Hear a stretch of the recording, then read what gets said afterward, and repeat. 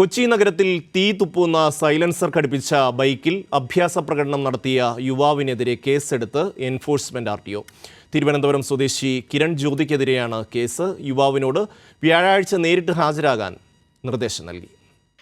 ഇടപ്പള്ളി കളമശ്ശേരി റോഡിൽ 2 ദിവസം മുൻപായിരുന്നു രൂപമാറ്റം വരുത്തിയ ബൈക്കുമായി യുവാവിന്റെ യാത്ര.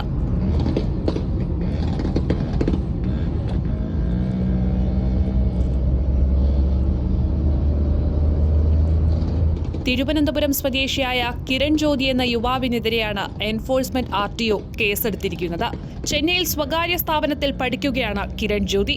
സോഷ്യൽ മീഡിയയിൽ പ്രചരിച്ച ദൃശ്യങ്ങൾ കേന്ദ്രീകരിച്ച് നടത്തിയ അന്വേഷണത്തിലാണ് ബൈക്ക് കണ്ടെത്തിയത്.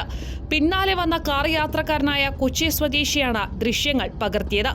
അപകടം ക്ഷണിച്ചു വരുത്തുന്നതാണ് ഇത്തരത്തിലുള്ള യാത്രകളെന്നും യുവാവിനെ കണ്ടെത്തിയ ശേഷം വണ്ടിയുടെ രജിസ്ട്രേഷൻ റദ്ദാക്കാനും ലൈസൻസ് സസ്പെൻഡ് ചെയ്യാനുമുള്ള നടപടികൾ സ്വീകരിക്കുമെന്നും മോട്ടോർ വാഹന വകുപ്പ് അധികൃതർ നേരത്തെ അറിയിച്ചിരുന്നു. വാഹനത്തിന്റെ രജിസ്ട്രേഷൻ യുവാവിന്റെ അച്ഛന്റെ പേരിലാണ്.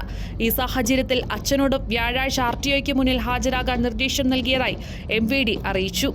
കൈരളി ന്യൂസ്, കൊച്ചി.